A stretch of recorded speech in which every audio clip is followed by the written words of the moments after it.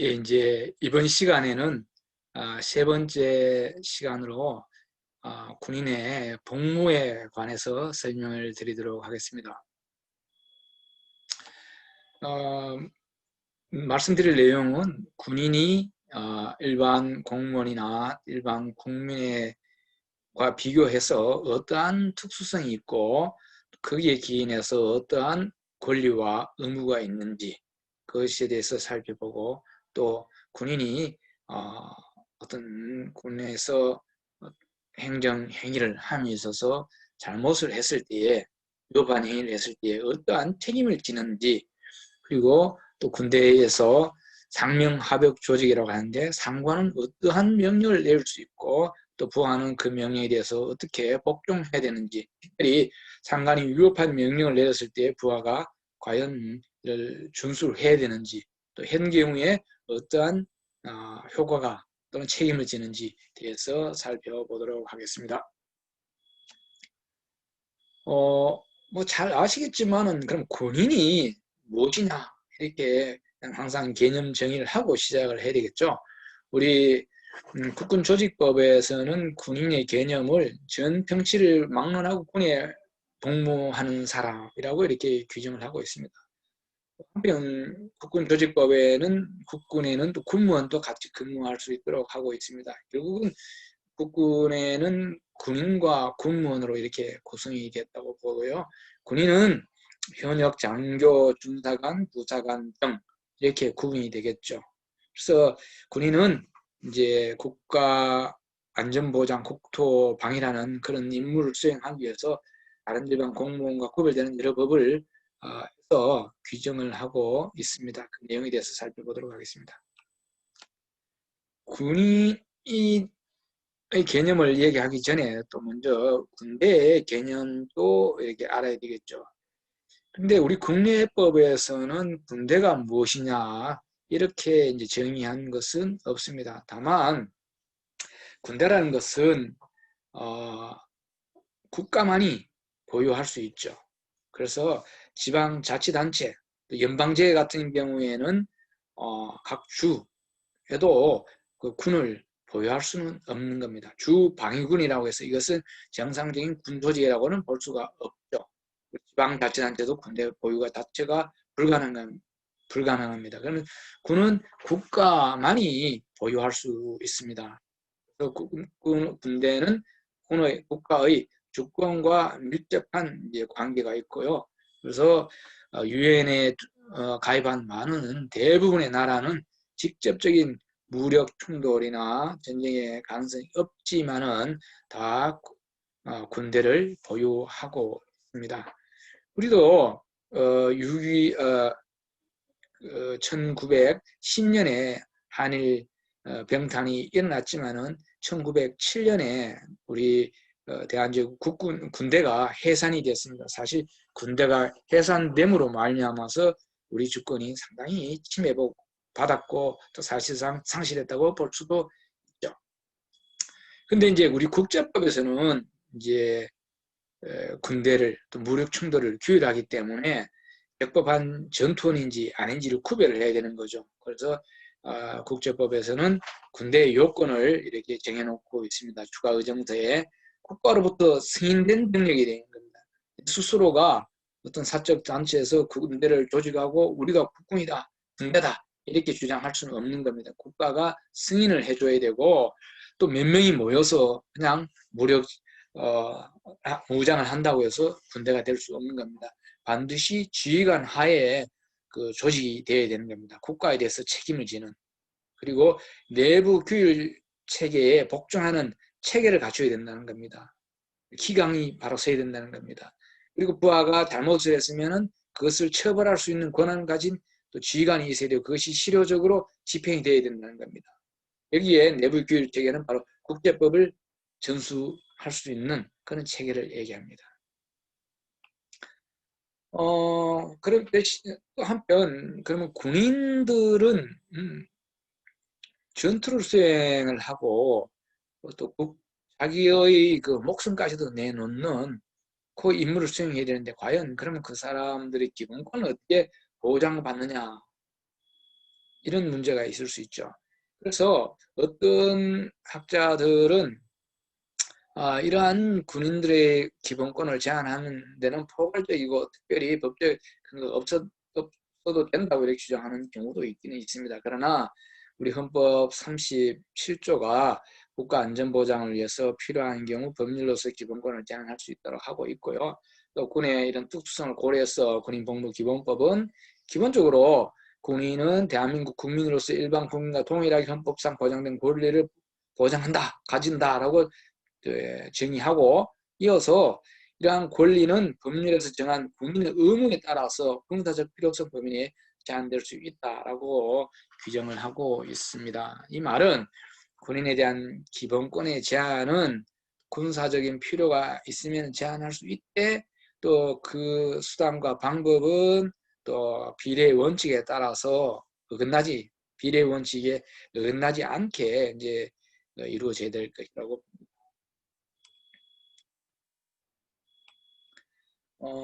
그러면 군인들은 신분은 하냐라고 볼 수 있죠. 군인들은 간부를 얘기하는 거죠. 기본적으로 공무원입니다. 공무원. 그래서 군인들도 똑같이 국민 전체에 대한 그 봉사자이고요.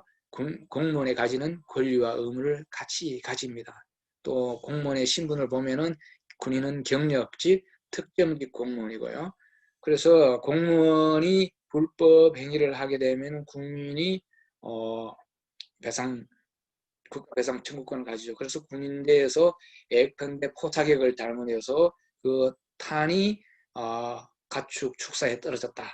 그럴 경우에는 그 축사 주인이 국가를 상대로 국가배상 청구권을 행사할 수도 있습니다. 다만 군인 스스로가 이러한 피해를 직무 수행 중 피해를 입은 경우에는 직접 국가배상 청구를 할 수 없고요. 군인재해보상법에 따라서 보상을 받든지 국가 유공자가 되든지 보험보상자가 되든지 이러한 타 법률에 의해서 보상을 받도록 되어 있습니다. 그럼 군인의 신분을 규율하는 법은 어떤 것이 있느냐 또 살펴보면요. 기본적으로 공무원이기 때문에 국가공무원법이 적용되고요. 또 우선해서 국가공무원법에 대한 특별법으로서 군인 인사법이 있습니다. 군인의 신분과 처우에 관한 특별한 규정을 두고 있습니다. 그 내용은 군인의 자격에 있어서도 시적 능력뿐만 아니라 건강한 체력을 요구하고 있고요.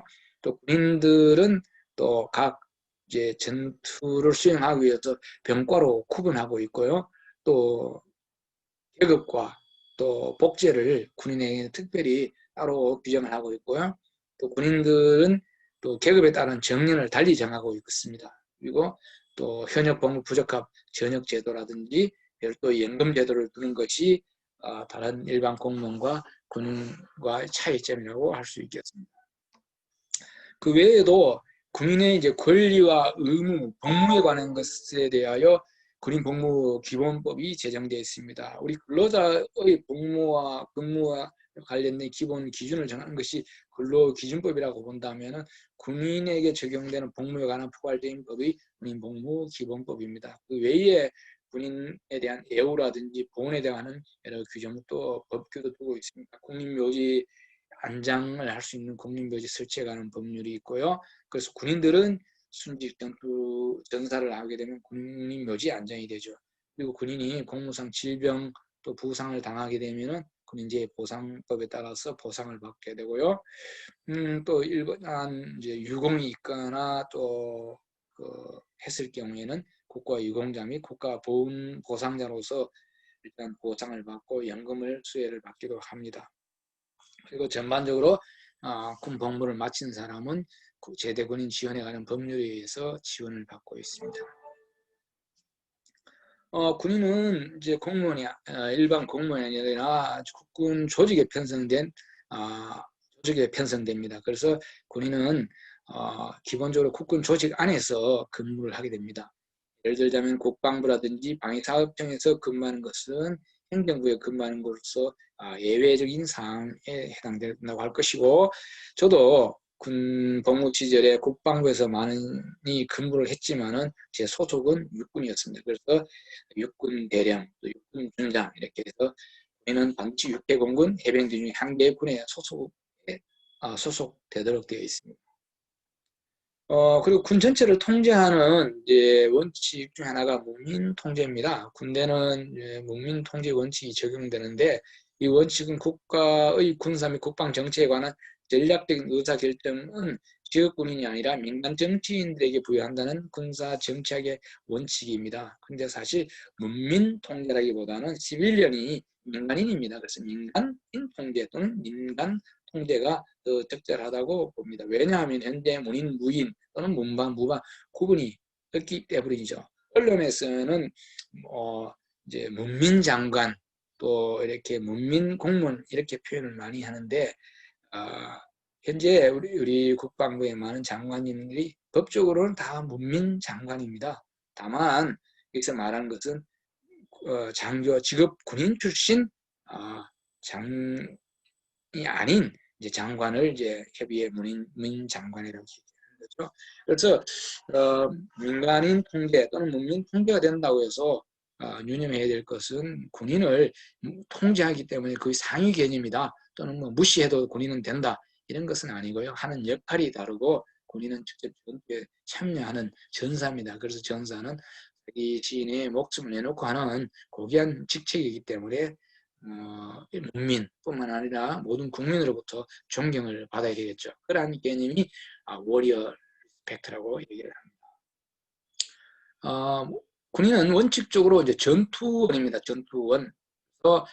국제법상 전투원이기 때문에 무장을 할 수 있고요. 전시에 적에 대하여 즉 무력을 행사할 권한을 가집니다. 이러한 행사는 적법한 행위로서 형사 소출을 받지 않습니다. 적을 사살한다고 해서 뭐 살인죄로 처벌받지 않는다는 것이죠. 그러나 군인 가운데서도 비전투원이 있습니다. 군의관이나 간호장교, 군정장교들은 비전투원입니다.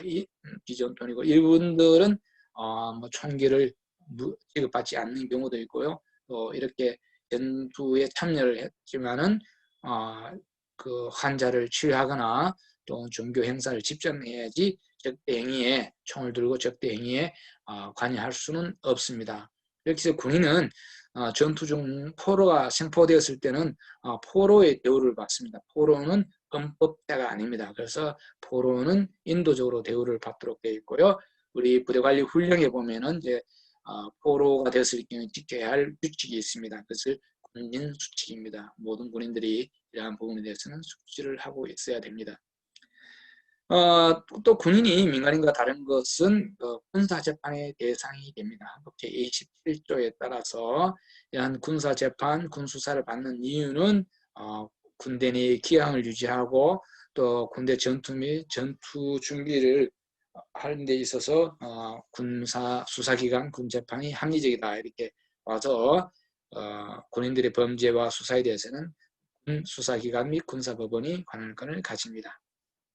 이와 관련해서 우리 헌법 제110조에서 군사법 설치에 대한 근거를 제시하고 있고요. 또 군인 헌법 외에 군형법이 추가 적용이 됩니다.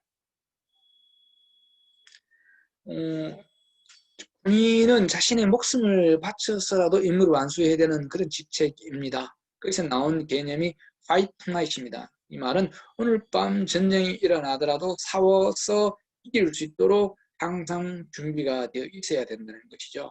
싸워서 이길 준비가 되어 있어야 되지만 또 다른 한편 오늘 전투에 나가서 죽을 수도 있기 때문에 항상 또 죽을 준비가 되어 있는 사람, die tonight 이런 개념입니다. 그래서 우리가 종종 뉴스에 이 공군 전투기 조종사가 전투기를 몰고 비행을 하던 중 불의 사고로 순직하는 경우가 있죠. 그런 분들도 아침에 나갈 때는 그러한 상황을 전혀 예상하지 못하고 나가죠. 그만큼 국민의 임무는 헌신과 희생이 따릅니다. 그래서 우리 헌법 제5조도 우리 군대의 의무가 신성하다고 이렇게 규정을 하고 있지 않나 생각이 됩니다.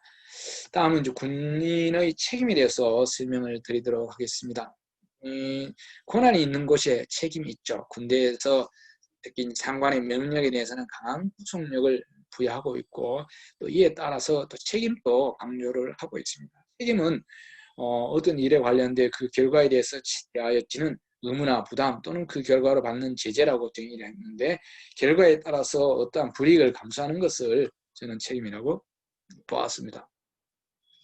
군인이 책임을 지는 경우에는 법령을 위반해서 임무를 수행하는 경우, 위법한 행위를 하는 경우죠. 또는 법령에 부합하지만은 재량을 남용하는 경우, 또는 적법하고 재량 범위 내지만은 결과가 원하지 않았던 그런 나오는 경우가 이제 있습니다. 이때 이제 군인이 어떤 책임을 지는지 살펴보면은 첫째는 그렇죠. 이제 군인의 책임에 관해서 이제 우리 관련 규정을 어떻게 적시하고 있느냐 하면은 부대 관리 훈령에서 보면은 부대 지휘에 관한 모든 책임은 지휘관에게 있다고 이렇게 되어 있고 지휘관은 부대의 핵심으로서 부대를 지휘 관리 훈련하며 부대 성패에 대하여 책임을 진다고 되어 있습니다. 이때 책임은 무조건 책임이 아니라 도의적인 책임까지를 포함하는 방위의 책임이라고 할 수 있고요. 책임에는 이러한 책임과 도의적 책임과 징계, 형사, 배상, 변상 책임이 있습니다. 세부적으로 살펴보도록 하겠습니다. 먼저 이러한 자신의 행위가 위법했을 경우에 어떤 책임이 있냐면 권위와 신뢰가 실추가 되는 거죠. 특히 부대를 지휘하는 지휘관 상관에게는 부하들에게 권위와 신뢰가 실추되면 큰 손실이라고 볼 수 있겠죠. 이때는 또 상급 해당되는 그 군인의 상급자는 이러한 행위에 대해서 근무 평가라든지 인사상 보직이라든지 이런 부분에 대해서 부정적인 판단을 할 수 있습니다. 다음에는 이제 징계 책임입니다. 군 인사법은 징계 사유를 56조에 규정하고 있는데요.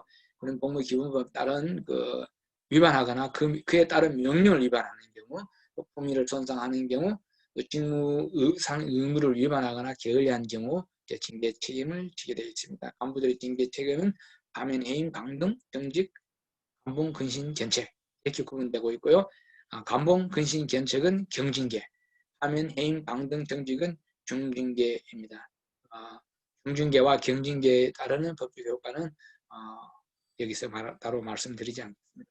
병에 대해서는 강등, 군기교육, 감봉, 휴가단축, 근신 및 견책 이렇게 징계 벌목을 규정하고 있고요.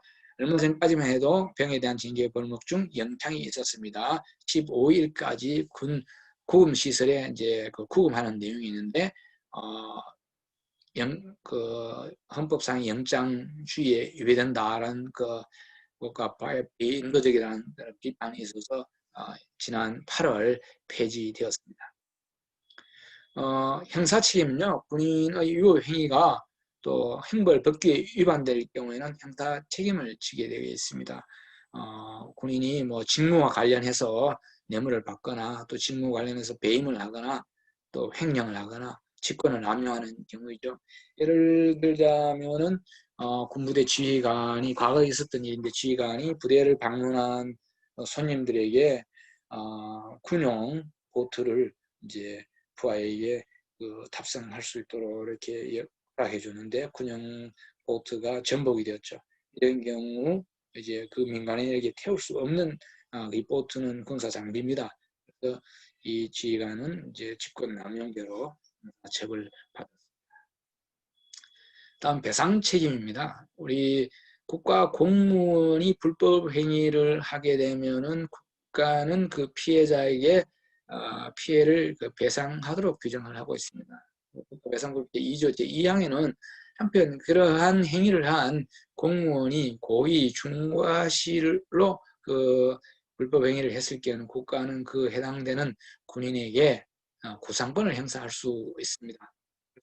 해당자가 경과실일 때는 구상권을 행사할 수 없고 예를 들자면은 군인이 부하에게 폭행, 가혹 행위를 지속적으로 했다.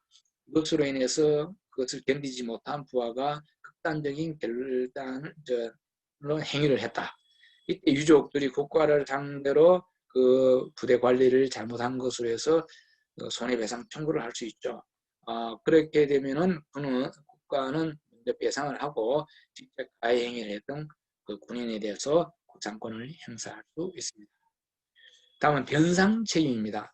회계관리 직원 등의 책임에 관한 법률을 규정하고 있는데요. 예산이나 군수품을 관리하고 있는 장교 또는 간부들에게 묻는 책임입니다. 선량한 관리자로서의 주의 의무를 잘못했을 경우에 금전적으로 변상을 하도록 하고 있습니다. 이러한 변상 판정을 하는 기관은 감사원과 각급 부대의 감찰실입니다. 예를 들자면은 우리 무기라든지 이런 부분을 제때 수리하거나 또 정비하거나 해야 되는데 무단 방치해서 그 효용을 해서 제대로 총을 발사할 수 없다든지 수리하는데 돈이 많이 든다든지 또는 잘못해서 부품을 분실한다든지 이러한 경우에 책임입니다. 다음은 이제 군대의 명령에 대해서 설명하도록 하겠습니다. 군대는 이제 상명하복의 사회이죠.